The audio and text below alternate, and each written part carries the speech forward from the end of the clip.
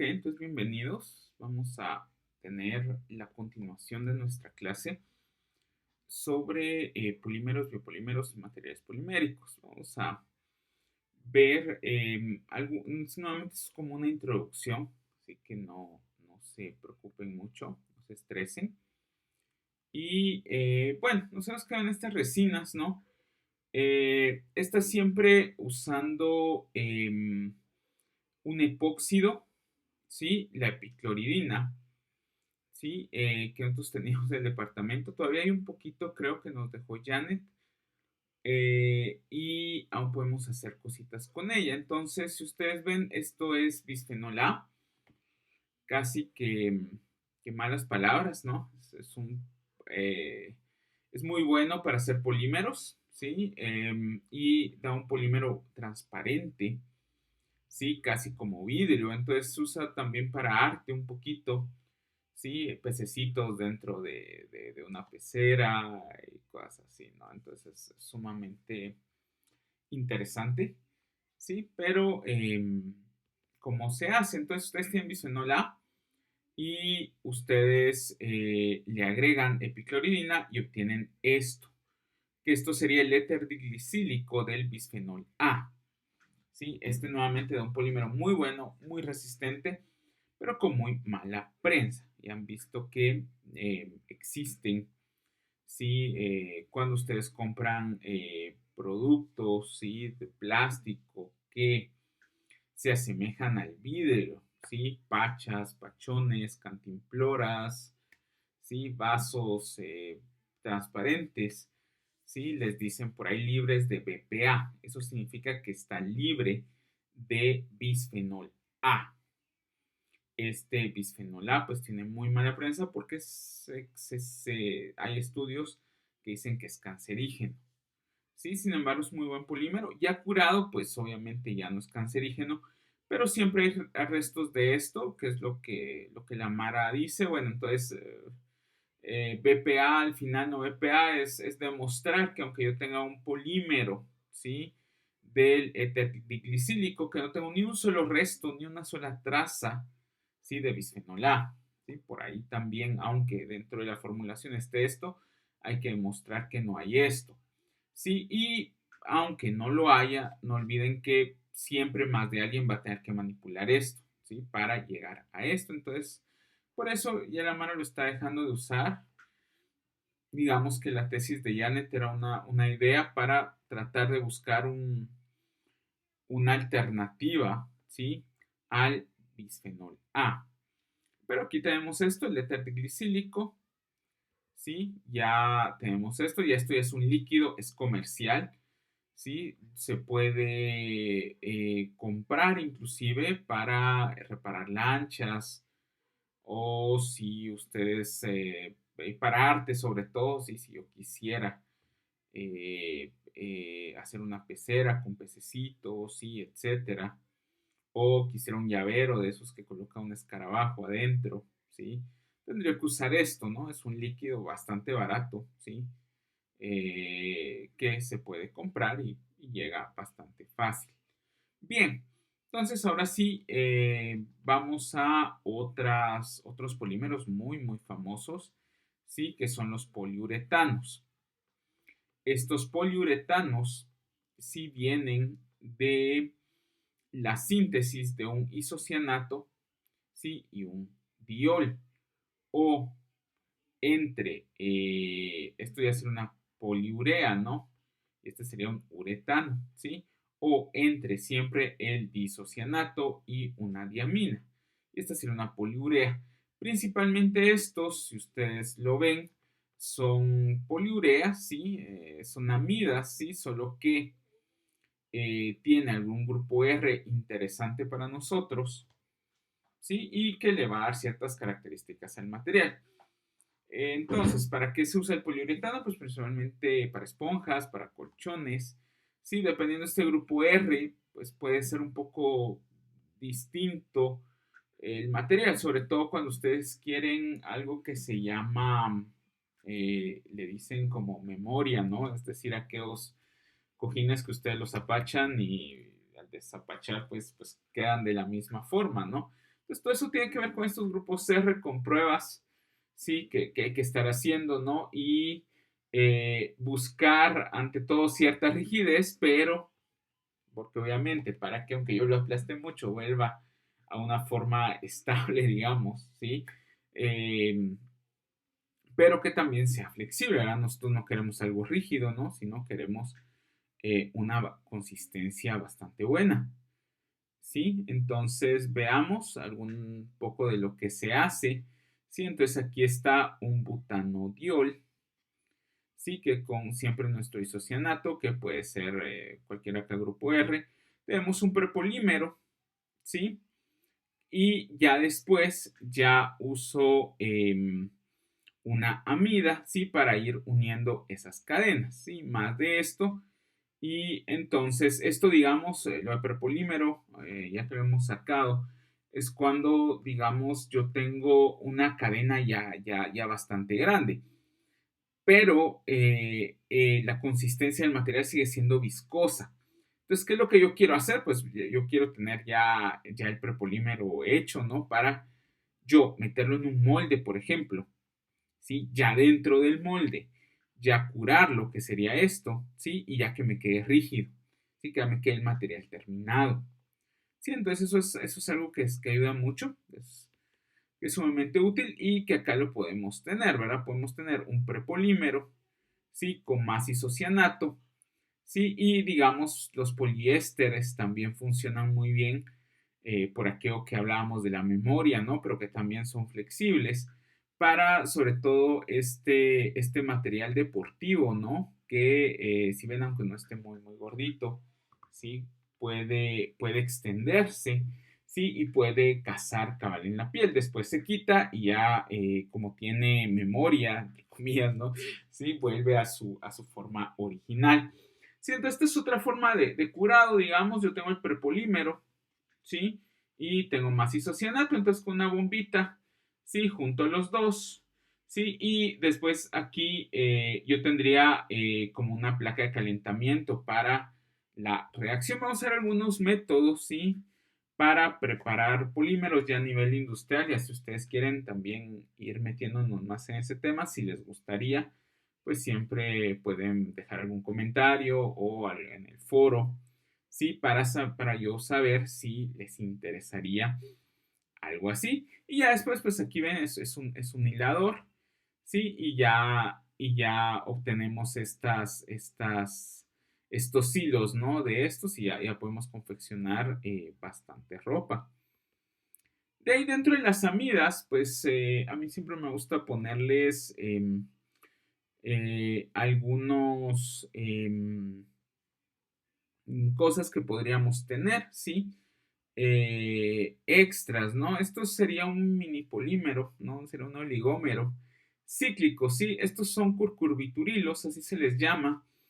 Yo no sé botánica, ¿no? Pero hay una familia que ustedes la pueden buscar, ¿no? Que son las curcurbitáceas. Sí, las curcurbitáceas, pues si ustedes ahí dentro de la botánica, sí estarían las calabazas, el ayote, el huicoy, ¿sí?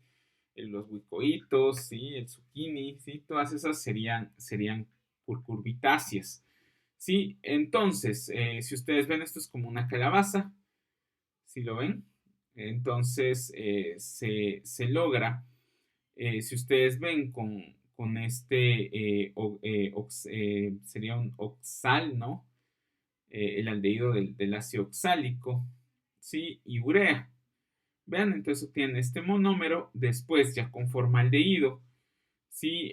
Aplicando ya sea alta dilución, ¿sí? Y algunos trucos químicos, ¿sí? Pero si ven las condiciones, pues en principio están fáciles, pero no lo olviden que esto pues lleva mucha prueba y error, entonces ya la Mara ya sabe cuánto va a agregar de esto, cuánto va a agregar de esto, ¿sí? Para llegar a un N6, ¿sí? Y ya consiguen esto mismo, pero en 6, ¿no? Entonces, si ustedes ven, el formaldehído, ¿sí? Nos ayuda acá a ir creando puentes metileno, ¿sí? ¿Sí lo ven? Entre cada una de estas unidades, ¿sí? Y les queda al final como como una calabacita, ¿sí? Dentro podemos hacer reacciones o dentro podríamos meter algún fármaco, ¿sí? Y llevarlo hacia algún lado, ¿sí? Etcétera, ¿sí? Entonces aquí están. También si quieren una clase sobre curcurviturilos, pues podemos verlo. Entonces aquí está más o menos que es, si ven esto, pues ya está curvo, ¿sí? Por eso se da la curvatura, ¿sí? Y entonces no olviden que esto, pues, si ustedes lo ven, es un carbono sp3, ¿no? Y el carbono sp3 ya saben que es tetraédrico, ¿sí? Tiene cierta geometría. Y entonces es solo de colocarle el formaldehído, ¿sí lo ven? En exceso, obviamente, pero obviamente hay que tener ciertos truquitos aquí, ¿sí? Sobre cómo agregarlo, o sea, obviamente en exceso, porque si ustedes ven, por cada uno de estos se van a gastar 2 moles, ¿sí? Digamos que 2 moles con el otro, ¿sí? Entonces, por eso está en exceso, pero hay que tener mucho cuidado de no agregar mucho, si no, no lo olviden, podríamos obtener un polímero, ¿sí? Que no nos va a servir de nada, o de repente sí. Entonces aquí está más o menos cómo les quedaría. Noten que hay una cavidad, ¿sí? Que bien podría servirnos para meter algo, ¿sí? Lo podemos usar, ya sea, o podemos ver si lo podemos pegar un polímero, ¿sí? Y de repente podemos atrapar algo que esté en el agua, por ejemplo, que esté contaminando algo, ¿sí? Y nos puede funcionar. O sencillamente podemos ahorrar dinero si colocamos acá el sabor, por ejemplo, de un chicle o algo así. ¿Sí lo ven? Bien. Entonces, ningún otro oligómero se ha hecho con este procedimiento, es decir, solo el de 6, ¿sí? De 6 Armstrong. Y alteraciones pues logran oligómeros hasta de 9, es decir, se ha logrado hacer curcurviturilos de 5 hasta 9, pero el más común es el de 6, algo así como cuando en la orgánica 2 hacíamos calixpirroles, ¿sí? ¿Se recuerdan? Entonces el que se logra muy bien, si ustedes se recuerdan, era el de 4, ¿sí? El donde obteníamos 4 pozos, ¿sí? Y obteníamos un cáliz, ¿sí? Entonces es muy parecido esto, ¿sí? Entonces yo obtengo el de 6 y por ahí, como la Mara quiere expandir esto para meter otras cosas, ¿sí? Entonces se han realizado otro tipo de barriles, ¿sí? Es prácticamente un barril o una calabaza. Bien, los poliésteres también son sumamente interesantes, ¿sí? No lo olviden también, este que es uno de los más famosos se llama PET, ¿no? El politereftalato de etenilo en español, ¿sí? Y aquí les pregunto, pues, ¿habrá algún subproducto? Y sí, el subproducto, sí, si lo ven, no sé si lo notan, un OH y un H, ¿no? Para que un oxígeno de acá, digamos, para que este oxígeno se pegue a este carbono. Entonces se tiene que ir este OH, digamos, y se tiene que ir un hidrógeno de acá. Entonces el subproducto tendría que ser agua, ¿sí? Entonces a esas reacciones le llamamos policondensación, ¿sí? Porque vamos obteniendo agua. Este sería el PET, ¿sí? El de las botellas de Coca-Cola, ¿sí? De Pepsi, y que es un problema. Sin embargo, no es tan difícil de tratar, ¿sí? Como sí algunos otros polímeros. De ahí, pues aquí tenemos algunos poliésteres, ¿no? A partir de la fibra del dracón. Si quieren más poliésteres, pues ya saben, lo pueden dejar en la caja de los comentarios. Los poliésteres, pues son los más fáciles de hacer. Si ustedes ven, es solo un diácido y un diol, ¿sí? Así de sencillo. Ustedes hacen bastantes fibras, ¿sí? De poliéster. ¿Sí? Sirve para corbatas, sirve para rellenos de almohadas, sirve para velas, ¿sí? Sirve para ropa, ¿sí? Etcétera. Sí hay que tener un poco dependiendo, ¿sí? A veces mucha de la ropa que dice poliéster es poliéster reutilizado, lo cual pues es bueno, pero en algún lugar leí, habría que revisarlo, ¿sí? Que hasta acá se puede reutilizar, o sea, es decir, yo no puedo agarrar este poliéster y volverlo a usar, ¿sí? Tendría que ver por qué. Ese es algo que leía, es un dato curioso, ¿sí? Que los poliésteres pues sí pueden ser reutilizables porque son polímeros termoplásticos, ¿sí? Es decir, si yo los quemo, digamos, no, si yo los fundo, mejor dicho, ¿sí? Si se funden, ¿sí? Yo los puedo volver pelotitas, ¿sí? Y volverlos a usar para otra aplicación. Sin embargo, ya en la ropa, como los he hecho hilos, es probable, no sé, ¿sí? Que cambien sus propiedades térmicas y mecánicas, pero habría que leer. O de repente en la ropa hay que combinarlo con algo más, ¿sí? Y eso hace que ya no los pueda reutilizar. Pero en principio, si fuera un poliéster, ¿sí? Recién sintetizado, ¿sí? Yo puedo fundirlo, hacerlo pelotita y volverlo a usar en alguna otra aplicación. Bien, el nylon, también de esas cosas que intentamos hacer, el buen nylon se hace a través del cloruro de ácido, ¿sí? Del ácido adípico y la diamina digamos, una diamina. Nosotros intentamos hacerlo a través de ácidos carboxílicos, no muy funcionó, ¿sí? De ácido adípico, ¿sí? Pero era una opción, ¿sí? Que quería observar, ¿sí? Pero lo clásico es partir de cloruro de adipohilo, ¿sí? Esto pues nos consigue el nylon, que es sumamente también valioso, ¿sí? Si ven es una poliamida, no una poliurea, ¿sí? Vean, poliamida, ¿sí? Y también tiene varias aplicaciones. Pues la síntesis fácil. Si ustedes ven es agregar diamina en hidróxido de sodio, ¿sí? Básico, ¿sí? Para que sea soluble. Y el cloruro de adipohilo en hexano. Se hace una intercapa, ¿sí? Y se va sacando la poliamida.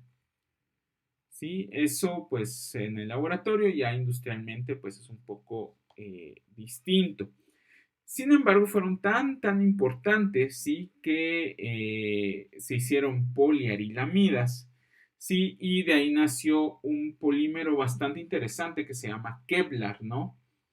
El Kevlar, pues ustedes ya saben, es como el blindado, ¿no? Es como lo que sirve para los chalecos antibalas, etcétera. Entonces, sumamente interesante, ¿no? Si ustedes ven, no hemos llegado a la temperatura de transición vítrea, es decir, que lo podemos nosotros quemar y hasta 500 grados y no pierde sus propiedades. ¿Sí? Temperatura de transición vítrea, pues ya lo podemos ver, ¿sí? Pero es bastante sencillo de entender, ¿sí? Si yo tengo un material de plástico y ustedes lo ven en la mañana duro, ¿sí? Por ejemplo, las loncheras que no sé, algunas usaron de plástico, ¿sí? De esas más sencillas. Sí, si uno la lleva al colegio a las 5 de la mañana, si era dura, y más o menos a las 12 del día ya estaba más o menos suave, ¿sí? Eso es porque llegó a una temperatura de transición vítrea, donde pasa donde ya cambia, digamos, sus propiedades mecánicas, ¿sí? Entonces, no se conocido, es decir, queda duro, ¿sí? Por así decirlo, o queda con la misma dureza, ¿sí? Hasta 500 grados. En 500 grados, pues ya se empieza a fundir. Y fue esta investigadora, Stephanie Lewis, ¿sí? De la DuPont, que consigue la síntesis del Kevlar, ¿sí? Entonces, vean, una poliamida.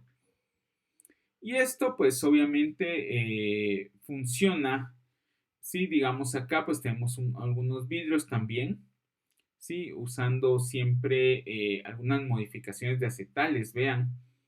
Vean, aquí tenemos alcohol polivinílico que no sé si lo han visto, es bastante, pues son unas bolitas, ¿sí? Inclusive se pueden solubilizar y inclusive lo podemos hacer flúor, ¿sí? Un polímero como verde, ¿no? A veces queda verde por el alcohol polivinílico, sí, y lo puede uno tirar y- y hacer así, etcétera. Sí, es bastante bonito, pero si yo hago esta modificación, ¿sí? Si al alcohol polivinílico yo le agrego butiral, ¿sí? Entonces formo el acetal y vean, ya es como un vidrio. Entonces ese vidrio ya puede hacer muchas capas y puede ser un vidrio blindado, por ejemplo, vean cómo podemos cambiar el material con una simple reacción química. Y aquí siempre tenemos ¿qué sería? El vidrio antibalas, ¿no? Vean que pueden llegar las balas, pero el vidrio no se llega a romper, ¿no? Entonces es bastante interesante. Aquí está el polivinil butiral, ¿sí? Que va haciendo como el que va pegando, ¿sí? En varios otros vidrios. Si ven, aquí hay un poliéster, aquí hay vidrio, un poliuretano, un policarbonato, un poliuretano, ¿sí? Etcétera. Entonces, toda esta combinación hace que pueden llegar las balas, pero no se llega a romper y le pueden pegar, pegar, pegar, que igual no les llega a romper. Aquí está como quedan las balas, ¿no? Quedan ahí atrapadas, ¿sí? Y bueno, que hay algunos otros eh, polímeros, digamos, poliésteres, ¿sí? Siempre usando, digamos, anillo maleico, anillo ftálico y siempre un diol. Vean, entonces esto sería un copolímero, ¿sí? Esto vendría del anillo maleico y esto podría venir del ácido ftálico. Sí, digamos que podemos tener un prepolímero para después ya usarlo, por ejemplo, en carros, por ejemplo, y esto ya no se oxida, ¿sí? Ya solo sería de agregarle calor, ¿sí? Y hacer que ese poliéster, ¿sí? Se endurezca. ¿Sí? Esto le llamamos regularmente fibra de carbono, ¿sí? No necesariamente son el hilo que es fibra de carbono, pero como es de carbono, digamos, la Mara pues dice, bueno, los son de fibra de carbono, ¿no? Pero no necesariamente es la misma fibra de carbono del cual se hacen que venden las fibras, digamos. Ese sí es un poco distinto. Bien, ahora sí, vamos con una de mis favoritas, las resinas fenolformaldehído. Sí, tal vez de los polímeros más usados, ¿sí? Estaría la baquelita, ¿sí? Sería solo usar fenol, ¿sí? Formaldehído y una base, ¿sí? Puede ser una base o puede ser un ácido, ¿sí? Entonces, estos pues fueron creados por von Bayer ya hace tiempo, pero sin embargo, la baquelita, ¿sí? Como baquelita, pues fue una de las primeras patentes americanas. Es muy estable térmicamente y es poco tóxica. ¿Sí? Entonces, si ven, es bastante sencillo. Si yo tengo formaldehído, ¿sí? Que inclusive puede estar en formol, ¿sí? No sé si alguna vez lo hicimos en laboratorio. Y un fenol, ¿sí? Usamos base y obtenemos un prepolímero que después nosotros podemos irlo curando también. Entonces, hay dos tipos de resinas, la resina Resol o de tipo Resol y la resina de tipo Novolac. ¿Sí? Ambas resinas pues son fenolformaldehído, solo que en una, digamos, yo voy a tener base, ¿sí? Hidróxido de sodio, hidróxido de amonio o algo básico, ¿no? Y en la otra, en la resina Novolac, yo voy a tener algo ácido. ¿Sí? Esto ácido, pues va a hacer que las propiedades cambien bastante, ¿no? En este caso, el resol queda como prepolímero, que es lo que yo he probado. Sí, la Novolac, según dicen, que nunca la he probado, ¿sí? Nunca he hecho una resina Novolac. Sí, dicen que queda bastante quebradiza, ¿sí? Y llega a curar de una vez, ¿sí? Entonces, por eso la gran mayoría de baquelita y todo se hacen medio básico, ¿sí? Esta, pues he visto pocas cosas, pero no quiere decir que no hayan trabajos al respecto, ¿sí? Y esto, pues, hay un libro que tal vez voy a ver si se los coloco en el Moodle, ¿sí? Que se llama, que es de Graciela, ¿no? De Pilato y de Nock, ¿sí? Que es Resinas Fenólicas, es un libro grande, pero muy, muy interesante. realmente una obligación leerlo si les gustan las resinas fenólicas. Sí, y entonces al final cambia el mecanismo, ¿no? Una resina resol y una novolac, al final las diferencias, sí, se pueden ver, sí, de acuerdo a la síntesis, sí, si ustedes ven el mecanismo, ya saben, los fenoles son ácidos, entonces generan aniones, ¿sí? Estos aniones, pues son los que al final pueden reaccionar acá, ¿sí? Puede reaccionar, si ustedes recuerdan, en la posición orto o en la posición para. Digamos acá, ustedes están observando que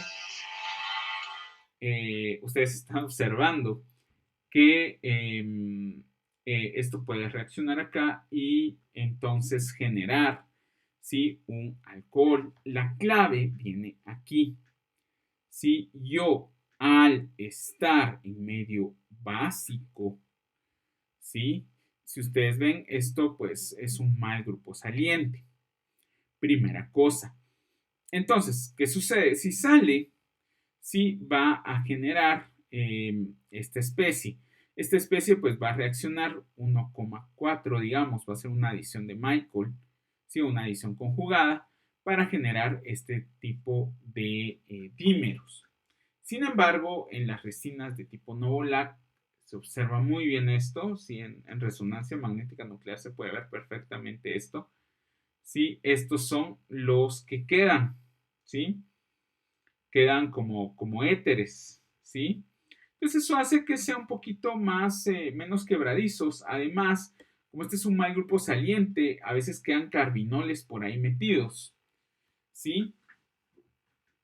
Y no necesariamente quedan estas formas, ¿sí? Sino quedan más o menos como éteres. Y eso se puede ver muy bien en la resonancia. ¿Sí? Aquí ustedes tienen también, si ustedes observan, sería una resina de tipo Novolac, ¿sí? En la catálisis ácida. Vean que lo que vamos a hacer ahora es que el primero que se va a protonar es el formaldehído y este ya va a ser atacado por el anillo aromático. Esto, pues lo interesante es que este carbinol ya se puede protonar y generar un carbocatión estabilizado por, ya saben, toda esta nueva electrónica y generando el dímero que vimos anteriormente. Solamente que ahora ya no hay carbinoles. Si esto, pues no sé si se genere, dicen que se puede generar, pero en las resinas de tipo Resol sí les puedo asegurar que sí se llega a formar. Sí, en este caso, pues regularmente no se llega a formar y digamos, no hay tantas posiciones, ¿sí? Para seguir reaccionando y creo que el polímero queda muy quebradizo.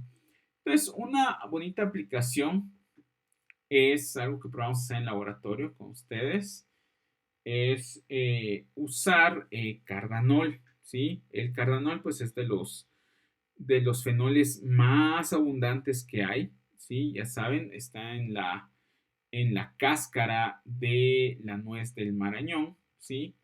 Y aquí prácticamente es bastante, creo que es un 30%, ¿sí? Del peso de la cáscara son estos fenoles, ¿sí? Entonces, digamos, cuando se calienta este líquido, ¿sí? Ustedes van a obtener cardanol. Entonces, prácticamente ácido anacárdico, que es el componente mayoritario, ¿sí? Dentro de ese líquido, ¿sí? Al calentarse, ¿sí? Ustedes obtienen solo cardanol. Entonces, se puede hacer regularmente, se pueden hacer resinas, ¿sí? Como copolímeros, ¿sí? Entonces, se puede usar bisfenol A o alguna resina epóxica, ¿sí? Con un endurente, ¿sí? Y a veces puede usar celulosa, ¿sí? Celulosa como para reforzar esto, ¿sí? Y ustedes obtienen esto que se llama compósitos, ¿no? Porque estos no llegan a formar enlace químico con estos, ¿sí? Sino digamos que la matriz polimérica es principalmente una resina fenolformaldehído, que como ven está en forma de prepolímero, es decir, yo lo puedo, está como un flúor, ¿sí? Como un líquido así bien viscoso, sí, yo le puedo agregar el éter diglicílico, el bisfenol A o alguna otra resina epóxica.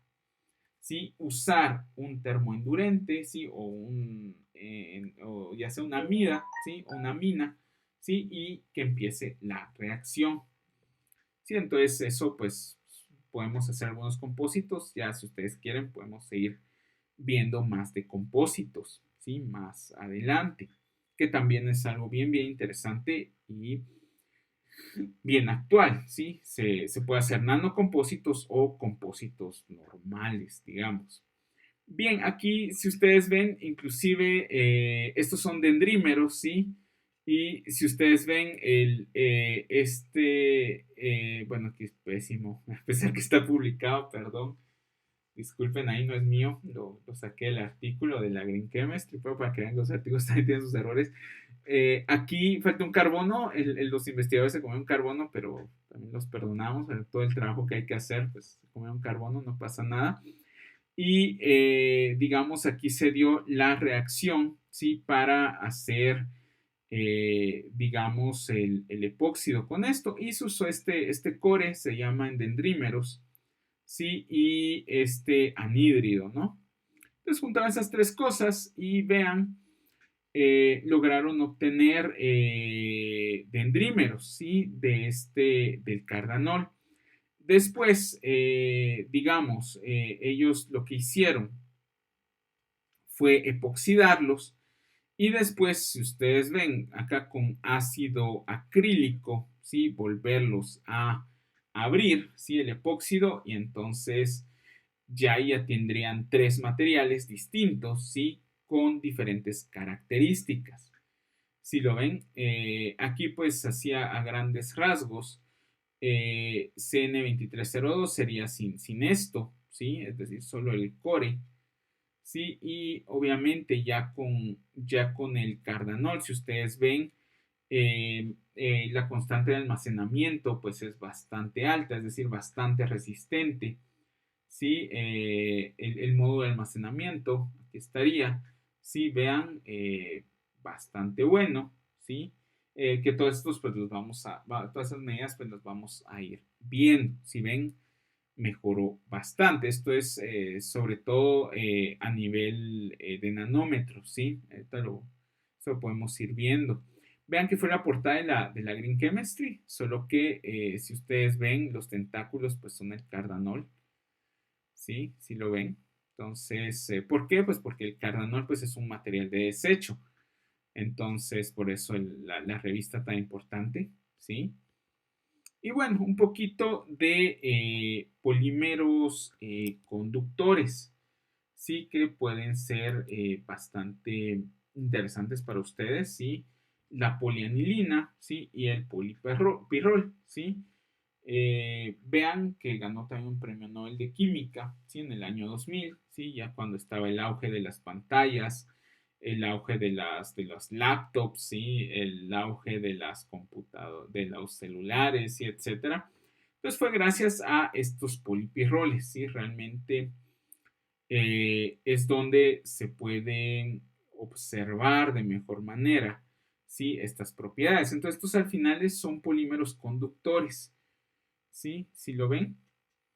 Entonces, logrando eso, es que nosotros podemos tener circuitos, podemos meter dentro de nuestras pantallas corrientes, ¿sí? Eléctricas, ¿sí? Y hacer que el cristal líquido, que pueden ser poliésteres, poliamidas, ¿sí? Vayan cambiando en otras tonalidades de colores y podamos tener con pequeños programitas, ¿sí? Para ir metiéndole el potencial necesario, ¿sí? Poder tener ahora mismo una imagen, ¿sí? Dentro de un celular o dentro de una computadora. Entonces, este es el polímero más sencillo, sí es la polianilina. Sí, si ustedes ven, lo que yo voy a generar van a ser eh, cargas positivas, ¿sí? Así una electrónica así básica de parvulitos. Ustedes saben que existen lo que llamamos la teoría de los electrones y los huecos, digamos. Entonces los electrones se meten en los huecos y van saltando, ¿no? Sí, más o menos. Sí, eso es lo que se tiene como una teoría. Ahora bien, ya saben que en el enlace metálico, ¿sí? Cuando lo vieron en química general, lo que son esos huecos, ¿sí? ¿Por qué muchos metales conducen la electricidad? Es porque en su última capa de valencia, pues hay ciertas atracciones electrostáticas, ¿sí? Por donde los electrones, pues, pueden ir. Entonces, en estos polímeros, pues, lo que se busca es tener estos huecos, ¿sí? Estas cargas positivas, para que así los electrones puedan ir de un lugar a otro, ¿sí? A través de esas cargas. Vean acá, igual con el polipirrol. Si lo ven, pueden haber cargas, ¿sí? Puede venir hacia acá, etcétera. ¿Sí? Entonces eso es bastante interesante en el polipirrol. Y por eso el polipirrol funciona muy bien en las pantallas de nuestros celulares o en las pantallas de sus computadoras. Aquí tenemos un poquito más de la conductividad, solo para que vean. Vean que están usando una cicloextrina, ¿sí? Que ahora vamos a ver, probablemente en la siguiente presentación la veamos, ¿sí? Una cicloextrina, que es un polímero, perdón, es un oligómero cíclico, igual que los curcurviturilos, solo que en vez de amidas tienen unidades de glucosa.